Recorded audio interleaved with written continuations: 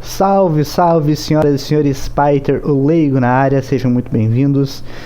Paiter por ser meu sobrenome, o Leigo porque eu ainda não tenho faculdade, nunca nem entrei numa universidade em toda a minha vida.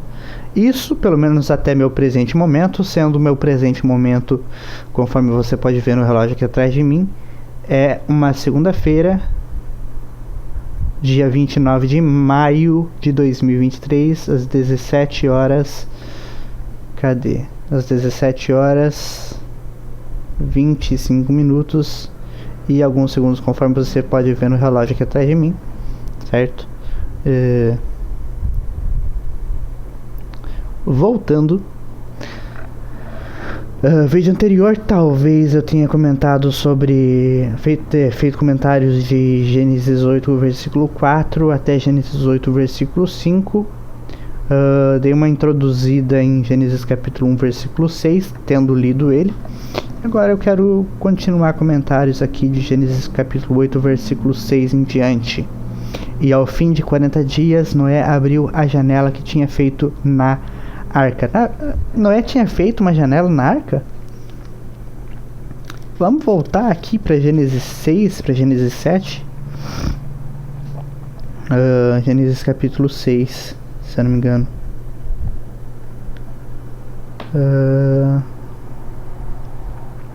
Gênesis capítulo 7. Noé tinha 600 anos de idade quando o dilúvio de águas sobreveio sobre a terra. As gerações de Noé. Desta maneira... tá aqui em Gênesis capítulo 6, verso 14 em diante. Faze para ti uma arca de madeira de cipreste, farás divisões na arca e revestirás de betume por dentro e por fora. Desta maneira a farás. O comprimento da arca será de 300 côvados, mais ou menos 133 metros. A sua largura de 50 côvados, mais ou menos 22 metros. E a sua altura de 30 côvados, cerca de 13 metros. Farás na arca uma janela e lhe darás um côvado, cerca de 44 centímetros de altura e de largura provavelmente também. E a porás a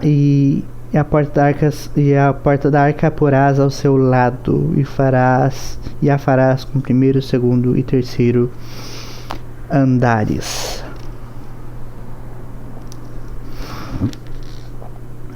Vídeo anterior eu tinha começado a fazer alguns comentários sobre os dinossauros na arca, né?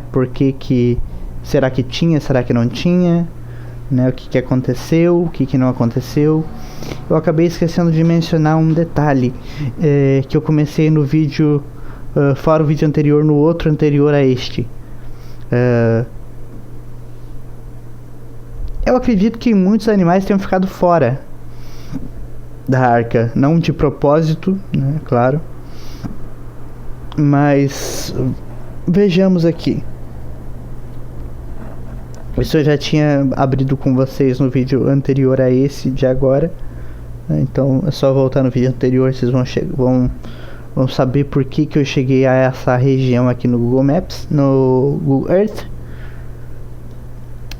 e tracei essa linha de quase 860 quilômetros de distância de uma ponta a outra, bem sobre a Geórgia, entre o Mar Cáspio e o Mar Negro. A volta no vídeo anterior vocês vão entender por que eu tracei essa linha aqui, tá? Cara, o planeta Terra é um planeta muito grande. São mais de 40 mil, pouco mais de 40 mil quilômetros de planeta, né? E é muito trecho. Se a gente for comparar 40 mil quilômetros com 858 quilômetros, quase 860 quilômetros de extensão, né? Se bem que levou 120 anos, mais ou menos, né? A gente calcula que tenha levado aproximadamente 120 anos para Noé terminar de concluir a arca, de construir a arca, né? Então levou 120 anos, talvez tenha levado 120 anos para todos os animais de 40 mil quilômetros de extensão terem percorrido talvez 20 mil quilômetros, que é o ponto mais distante para cá e para cá. Não significa que todos os animais percorreram para cá, né? Tipo, fazendo essa volta necessariamente. Pode ser que alguns tenham vindo por aqui, outros tenham vindo por aqui, alguns talvez tenham até vindo por aqui, o que é improvável, mas pode ter acontecido, levando em consideração que era uma região de Pangeia, né? Uma região antes de os continentes terem o formato que tem hoje em dia. Deixa eu voltar aqui de volta, Ctrl Tab. Se a tectônica de placas é correta, e a gente sabe que a gente pode inferir que ela tenha começado talvez nesse cataclisma mundial, que foi o dilúvio, né? A gente já meio que especulou que pode ter sido um acontecimento de muitos terremotos que fez as fendas, fez muitas fendas na terra e dali saiu muita água, né? E grande parte das águas do dilúvio, inclusive, vieram dos lençóis freáticos, como a gente chama hoje em dia, né? Aqui a Bíblia chama os lençóis freáticos de as portas do grande abismo, né? As fontes do abismo profundo, né? No vídeo anterior ao anterior eu já tinha comentado sobre a Fossa das Marianas, que tem mais de 11 quilômetros de água em linha reta. Então, se a gente for fazer uma geometria cúbica de toda essa água, a gente vai identificar um volume gigantesco de água, né? Se a gente for falar só em relação à Fossa das Marianas, né? Então, se a gente for especular que na época do dilúvio a tectônica de placas mostrasse que estava tudo junto e depois do dilúvio ficou tudo meio separado, a gente tem uma ideia de que todos os animais conseguiram de fato chegarem até a arca. Então não faz sentido dizer que os dinossauros ficaram por fora disso. Se a gente for levar em consideração que talvez a tectônica de placas sempre tenha acontecido, mas que na época do dilúvio os continentes já estavam mais ou menos da forma como a gente tem hoje em dia, a gente identifica que nem todos os animais puderam ser salvos pela arca construída por Noé, né? A gente percebe que os animais da América morreram, a gente percebe que grande parte dos animais da Eurásia e África morreram. Os animais da Oceania nem se fala, né? Então vamos levar em consideração que na época pré-diluviana o planeta Terra era constituído pela Pangeia, já existia a Pangeia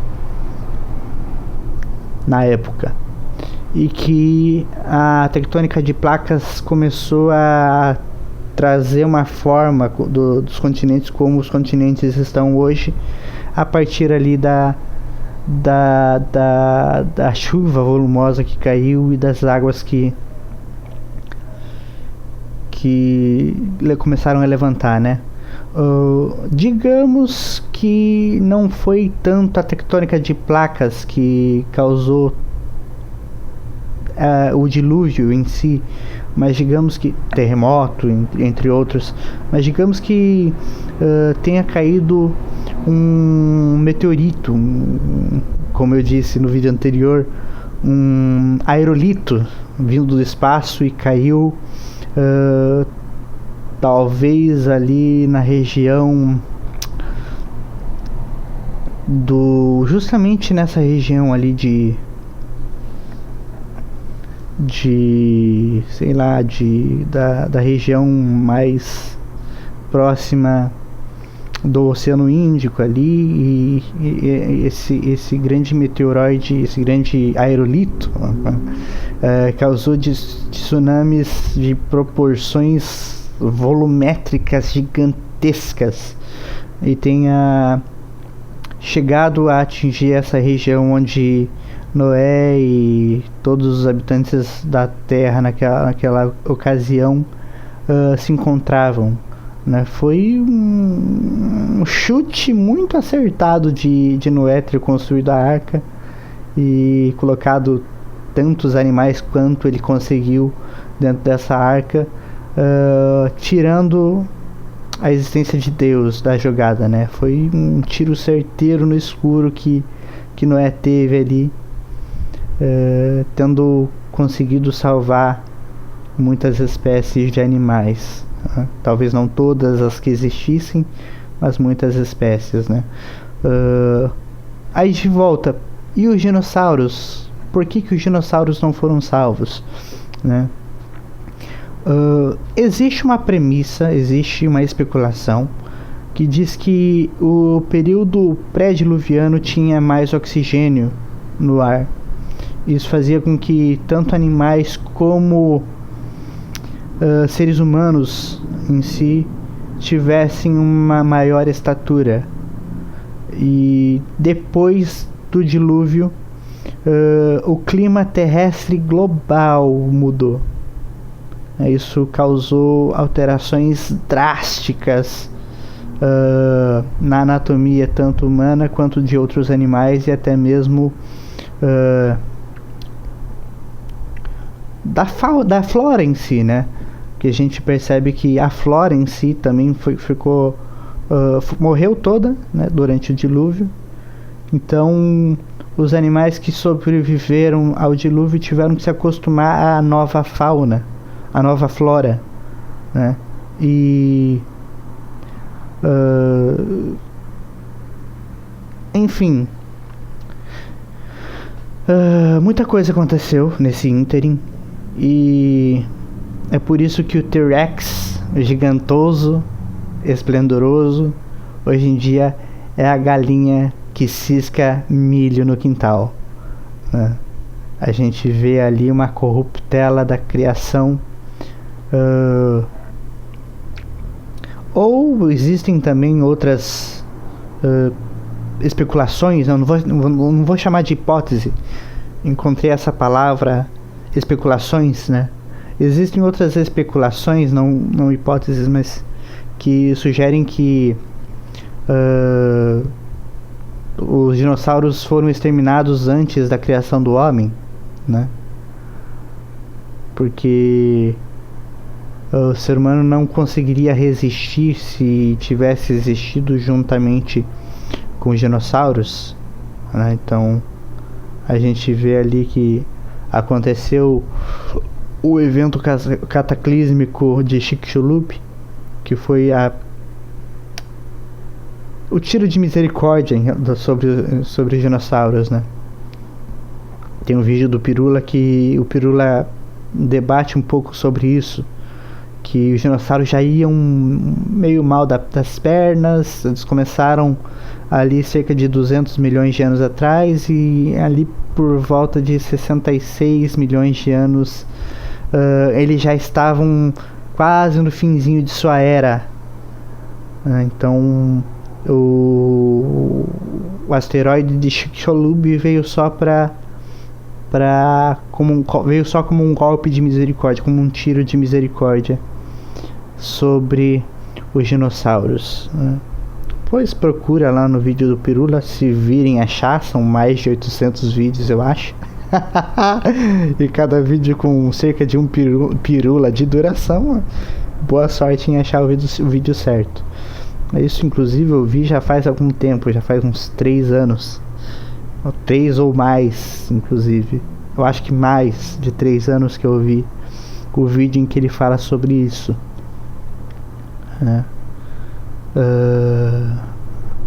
Sobre os dinossauros já não estarem indo tão bem, e o asteroide Chicxulub foi só o tiro de misericórdia, e depois por causa do...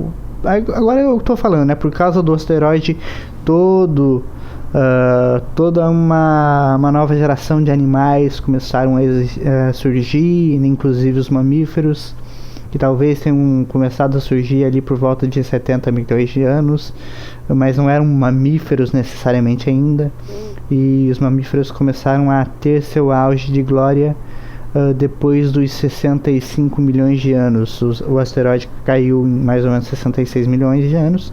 65 milhões de anos, os mamíferos começaram a ter seu auge de glória, e daí pra frente foi só desastre em cima de desastre, principalmente com o surgimento da raça humana, né?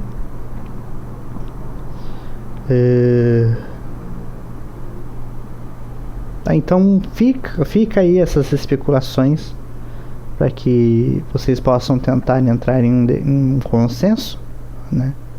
Eu tô aqui para ver o circo pegar fogo, não tô aqui para bater o martelo sobre nada, até porque sou o Paiter, o leigo. Eu vim trazer uns pensamentos muito loucos para vocês.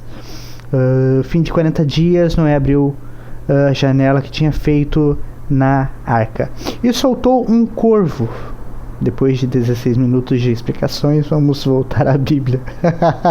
Explicação não, porque eu não sou professor para dar explicação, né? Sou Paiter, o leigo, e a gente está só tecendo comentários aqui, tá? Capítulo 8, versículo 7 de Gênesis: e soltou um corvo que, voando, ia e voltava até que as águas se secaram de sobre a terra. E depois Noé soltou uma pomba para ver se as águas tinham minguado de sobre a face da terra, mas a pomba não achou descanso para a planta do seu pé e voltou para ele na arca. Voltando ali para Gênesis 8:8, e depois soltou uma pomba para ver se as águas tinham minguado de sobre a face da terra. A gente volta a um assunto que eu já tinha tratado anteriormente, né? Existem pessoas que acreditam na literalidade literal da palavra, existem algumas pessoas que acreditam na literalidade, mas na anedoticidade da Bíblia. Não sei se existe essa palavra, anedoticidade. Se não existe, passa a existir agora, porque eu criei ela aqui. Então, vamos lá. Anedota só pela anedota por alguma explicação um pouco mais profunda, né? Ou fato, de fato, né? As pessoas que acreditam na literalidade da Bíblia, mas que acreditam que algumas palavras são usadas como uma anedota, como uma forma figurativa de se falar, vamos concordar que o termo aqui é um termo figurado, a face da terra, né? Depois soltou uma pomba para ver se as águas tinham minguado de sobre a face da terra, sobre o rosto da terra. Terra tem rosto?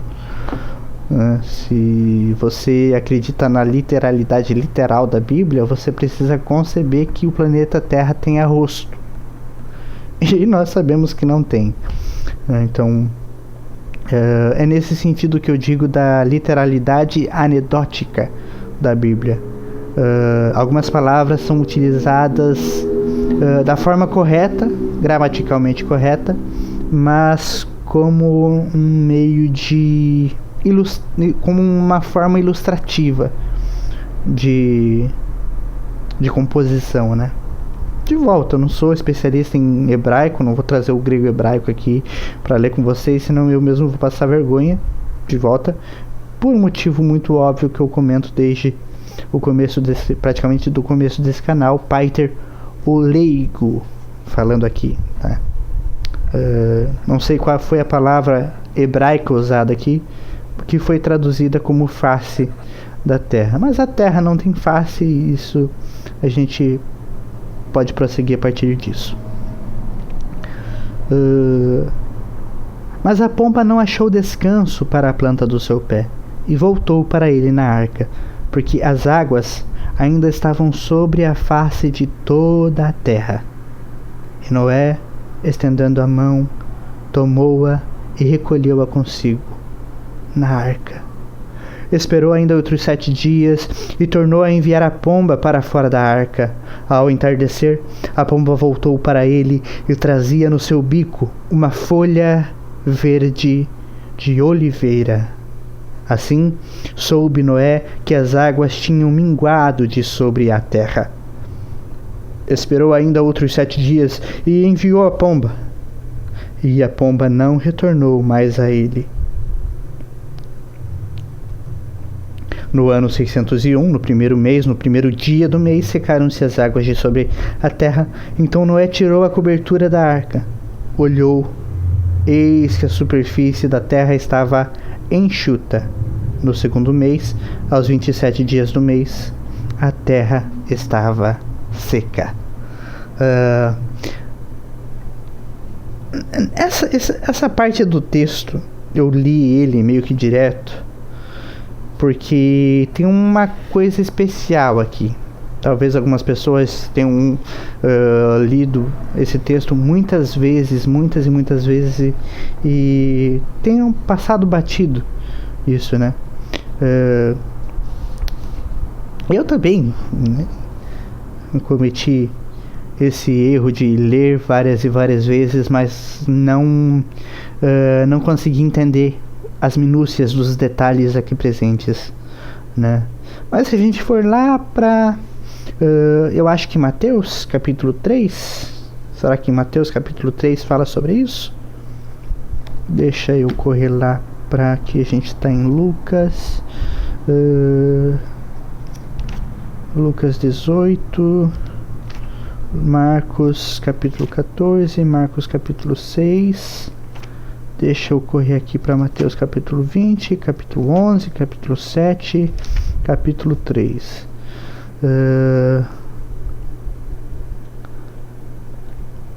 E Jesus, depois, capítulo 3, versículo 16 do Evangelho de Mateus.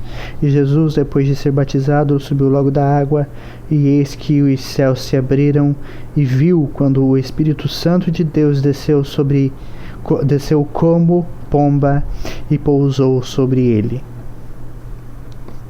Tá? Então,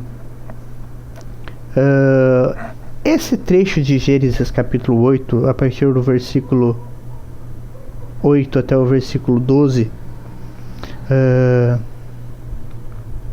essa Bíblia aqui, a epígrafe dela traz a tipologia da trajetória do Espírito Santo. E, cara, essa é uma coisa muito bonita depois que a gente percebe ela, né? Não é só... Por que a pomba, né? Já para fazer sentido com uma coisa que aconteceria com Jesus milhares de anos depois. A gente pode colocar milhares, não sei se a gente pode colocar milhares, mas enfim, milhares de anos depois, a pomba foi utilizada novamente, né? O próprio Deus utilizando ela. E poxa, mas como assim a tipologia da trajetória do Espírito Santo? Talvez algumas pessoas não consigam entender isso. E eu vou tentar explicar para vocês. Não sou, de volta, eu não sou professor, sou paiter leigo, mas os comentários que a gente pode tecer em cima desse assunto são os seguintes. Depois Noé soltou uma pomba para ver se as águas tinham minguado de sobre a face da terra. Esse trecho diz respeito à tentativa de Deus de que o Espírito Santo pudesse habitar conosco,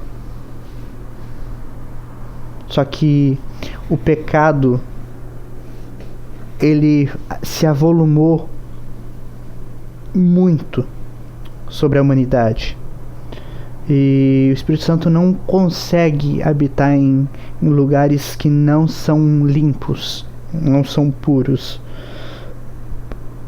Mas a pomba não achou descanso para a planta do seu pé e voltou para Deus nos céus. E a pomba voltou para ele na arca, porque as águas estavam sobre a face de toda a terra, porque o pecado estava muito grande em toda a humanidade. E Noé, estendendo a mão, tomou-a e recolheu-a consigo na arca. A gente vê lá em Ezequiel capítulo 1, capítulo 2, que o Espírito Santo morava nas rodas do trono, né? Então Deus tomou para si de volta o Espírito Santo. E esperou ainda outros 7 dias e tornou a enviar a pomba fora da arca. Ao entardecer, a pomba voltou para ele e trazia no seu bico uma folha verde de oliveira. Assim, Noé soube que as águas tinham minguado de sobre a terra. Esse trecho diz respeito de que o Espírito Santo, ele descia algumas vezes sobre os homens, mas não conseguia fazer morada nos homens ainda assim. E ao entardecer, a pomba voltou para Deus. O Espírito voltou para Deus com uma rama de oliveira, uma folha verde de oliveira, simbolizando esperança. Ao entardecer, porque Jesus expirou entregando seu espírito por volta das 3 horas da tarde.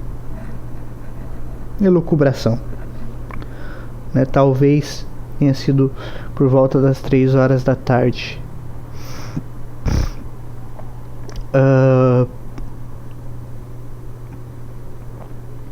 E Jesus conseguiu cumprir o propósito para o qual veio a essa terra. Então, por meio dele, nós temos esperança. E o Espírito de Deus deixou a Jesus Cristo, né, antes até de ele começar a passar pelo processo de carregar sobre si as nossas enfermidades, as nossas dores, os nossos pecados, os nossos fracassos, as nossas culpas. De volta, o Espírito Santo não habita em templo sujo. Então eu acredito que que Jesus tenha passado por tudo o que ele passou. Depois ali das passagens pelos tribunais, né, sem o auxílio do Espírito Santo de Deus. Porque eu acredito que enquanto ele ainda estava no Getsemane, chorando e suando gotas de sangue, o Espírito Santo ainda estava com ele. Tanto que tem um dos evangelistas que trazem no seu evangelho que os anjos vieram consolá-lo, né? Porque a sua alma estava angustiada até a morte. Então, nesse período, o Espírito Santo ainda estava com Jesus, certo? Mas a partir do momento em que todo o pecado de toda a humanidade, desde a humanidade passada para a humanidade presente e até a humanidade vindoura, que somos nós hoje em dia, antes do pecado de toda essa humanidade estar sobre ele, o Espírito Santo ainda estava com ele, nele. Mas depois que ele começou a receber em si todo o pecado e toda a culpa e toda a podridão do pecado sobre si, o Espírito de Deus se retirou dele e deixou ele, mas voltou ao Pai levando esse ramalhete de esperança, digamos assim, né? Então esperou ainda outros 7 dias e enviou a pomba, e a pomba não retornou mais a ele. E aqui a gente tem o relato precioso do derramamento do Espírito Santo profetizado por Joel e cumprido em Atos 2. Quando o Espírito Santo veio como um vento veemente e impetuoso que encheu a casa onde eles estavam reunidos e não voltou mais para Deus, porque conseguiu se fazer presente em nós com os seres humanos. Então, cara, esse eu considero isso belíssimo na Bíblia, sabe?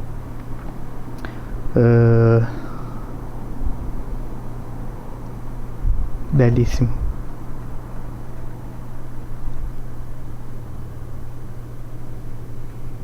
Enfim, é bom deixar claro que isso é o que o texto nos leva a entender, certo? Isso é o que o texto me leva a entender, deixando mais claro ainda, tá? E você não é obrigado a concordar com isso que eu falei aqui agora, tá? Bom deixar claro isso. Se você tem uma interpretação diferente para o texto, ok. Mas quando eu vi essa interpretação, quando eu consegui entender esse conceito, falei, cara, isso é revelador, porque isso mostra pra gente o quanto a gente não conhece da palavra. Mesmo a gente já tendo lido o texto inúmeras vezes, ainda tem alguns detalhes que são saborosos de a gente conseguir descobrir, né?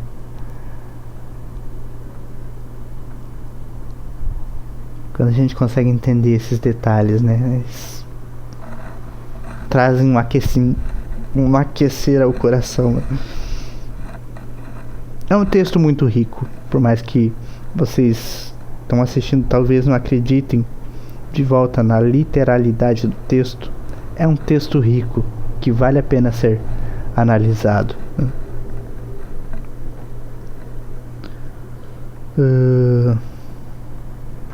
Capítulo 8, verso 13.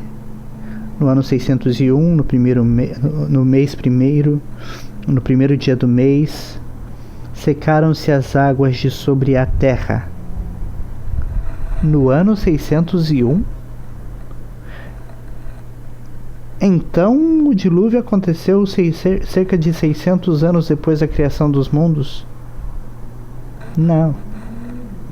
No ano 601 de vida de Noé. A gente vai ver, a gente já viu em textos anteriores que Noé tinha 600 anos de idade. A gente vê ali em Gênesis capítulo 7, verso 11. No ano 600 da vida de Noé, no segundo mês, aos 17 dias do mês, neste dia, o dilúvio começou. No ano 601, no primeiro mês, no primeiro dia do mês, secaram-se as águas. No segundo mês, aos 27 dias do mês, a terra estava seca. E falou Deus a Noé, dizendo: sai da arca tu e tua mulher juntamente contigo, e teus filhos, e as mulheres de teus filhos. Agora eu quero fazer uma coisa. Eu vou usar o próprio ponto .txt do Windows para tentar fazer uma visualização melhor a respeito de um detalhe aqui. O dilúvio começou no ano 600, no segundo mês, aos 17 dias do mês de idade, né? Ano 600, no mês 2, aos 17 dias.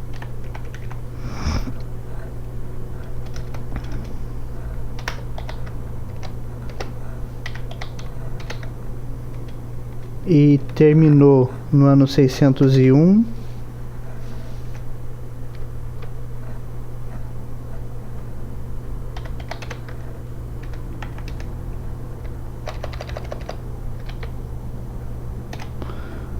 Também no mês 2.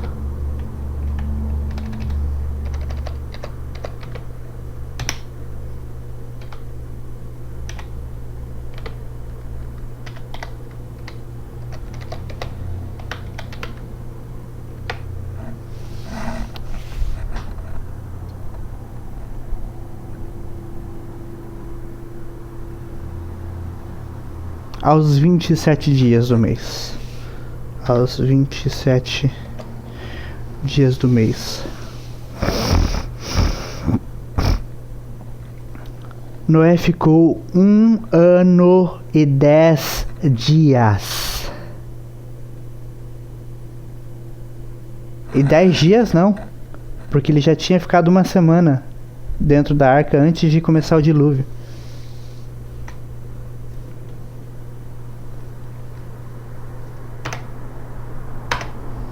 Então, 1 ano e 17 dias. 1 ano e 17 dias.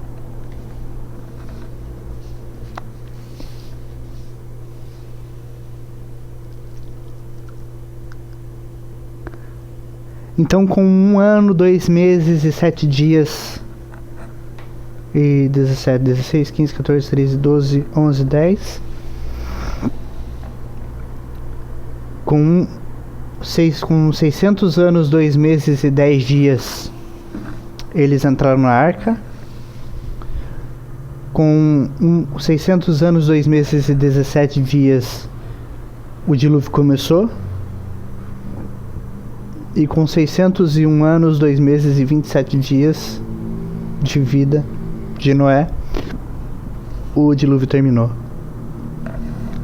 Malandro, eles ficaram 1 ano e 17 dias dentro da arca. Rapaz,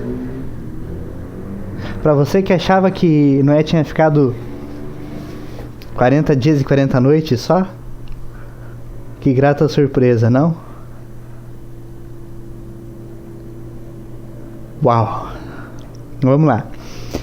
E falou Deus a Noé, dizendo: sai da arca, tu, tua mulher, juntamente contigo, teus filhos e as mulheres dos teus filhos. Perdão. Todos os animais que estão contigo, de toda a carne, tanto aves como gado, e todo réptil que se arrasta sobre a terra, força-os a vir para fora contigo, para que se reproduzam abundantemente e frutifiquem e se multipliquem sobre a terra. Cara, força-os a vir para fora. Não seria muito natural que depois de 1 ano e 17 dias dentro da arca eles começassem a querer sair? Na verdade, não.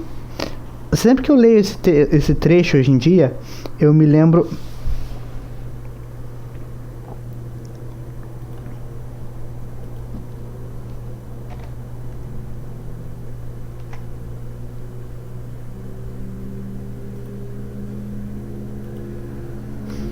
Sempre que eu leio esse trecho hoje em dia, marcar como lido.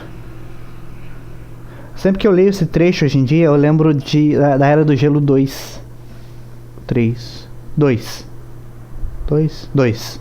Eu lembro da Era do Gelo 2. Nasci nesse buraco e vou morrer nesse buraco. Aí depois do dilúvio que aconteceu no filme. Não vou sair desse barco. Eu tive minha vida salva nesse barco e vou morrer nesse barco. Né? Então, cara, dá pra entender que os animais tiveram que ser forçados para saírem da arca, né? Talvez não tiveram que bater muito nos animais, né? Mas eles tiveram que forçar de certa forma os animais a saírem da arca, assim. Não tinha parado para prestar atenção nesse detalhe ainda, mas depois que eu percebi esse detalhe, eu falei, cara, que interessante, né? Como é que funciona a mente dos animais, né?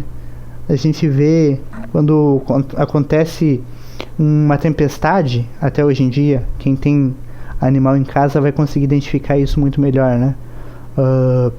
Cachorro, gato, outros animais, aranha, né? Começam a correr, a tentar subir parede e tentar escalar móvel e subir em lugares altos, né? Para tentar fugir da catástrofe, digamos assim, né? É meio que um instinto do animal, mas depois que passa a chuva, a gente meio que tem que bater nos animais para eles saírem de cima dos móveis, né? Então fica um quê de curiosidade nesse trecho, né? Força-os a vir para fora contigo. Que interessante. É curioso. Capítulo 8, verso 18. Então saiu Noé com ele, os seus filhos, a sua mulher e as mulheres de seus filhos, e todas as feras, todo réptil, todas as feras, todo réptil, toda ave, tudo aquilo que se arrasta sobre a terra segundo as suas famílias, saíram da arca. Aqui não tem muito o que comentar a respeito disso, né? Eles saíram da arca, ok. Capítulo 8, verso 20. Construiu Noé um altar ao Senhor Jeová, e tomou de todo animal limpo e de toda ave limpa, e ofereceu holocaustos sobre o altar. Algumas pessoas podem não ter notado aqui, mas eu acabei de prestar atenção num detalhe. Não tinha pouco animal dentro da arca? E ele ainda mata os poucos bichos que estavam dentro da arca. Como assim, cara? Você ofereceu um sacrifício a Deus logo depois de ter saído da arca? Suponho que tenha sido um ano depois que eles saíram, né? Com 602 anos de idade, talvez, né? Ou, sei lá, as aves podem ter procriado dentro da arca e aí matar esses. Talvez seja por isso que ele teve que colocar 7 casais de cada espécie de animal limpo, porque depois ele ofereceria pelo menos um em sacrifício. Bom, fica aí mais um pouquinho de especulação para vocês quebrarem a cabeça, né? Sentiu o Senhor Jeová o suave aroma e disse em seu coração: não tornarei mais a amaldiçoar a terra por causa do homem, porque o impulso do coração do homem é escolher o mal desde sua meninice.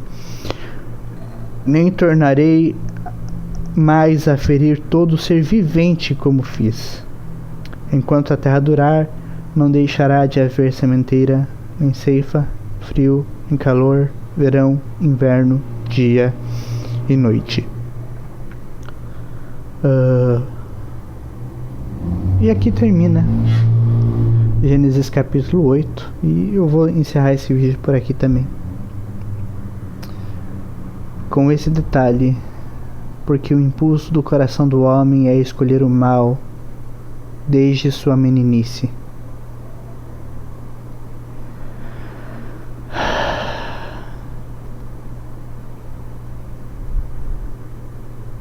Vamos passar a escolher o bem, galera.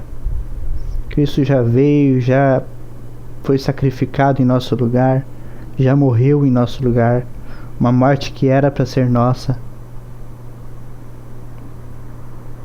tá? Então, eu acredito que o Antigo Testamento fale a respeito do antigo homem, o Velho Testamento fale a respeito do velho homem, né? E o velho homem tem realmente a tendência de ter um coração mau, né? Se eu não me engano, é o profeta Jeremias quem escreve a respeito do coração do homem. Enganoso é o coração do homem, mais do que todas as coisas, e perverso. Quem há que possa discerni-lo? Isso está escrito no Antigo Testamento, portanto eu acredito que isso seja referente ao velho homem, à velha criatura, mas aquele que é nascido da carne, né? Mas aquele que é nascido do Espírito, aquele que desceu as águas do batismo, aquele que quer se espelhar em Cristo, nova criatura é. Eis que as coisas velhas se passaram, eis que tudo se fez novo. Então eu acredito que o que valha para nós na nova aliança, no Novo Testamento, é o que Paulo escreve, se eu não me engano, aos Romanos. Pois quem entendeu a mente do Senhor Jesus para que possa instruí-lo? Mas nós temos a mente de Cristo, e é essa mente de Cristo que tem que governar as nossas atitudes, as nossas falas, os nossos desejos. Não a velha criatura, não o impulso do coração humano, que é escolher o mal desde sua meninice. Mas o que tem que passar a valer para nós é um coração quebrantado e contrito, porque a tal coração o Senhor Deus jamais desprezará. Amém? Fiquem todos na mais gloriosa paz, a paz que esse mundo não consegue conhecer. E é isso. Até o próximo vídeo. Falou!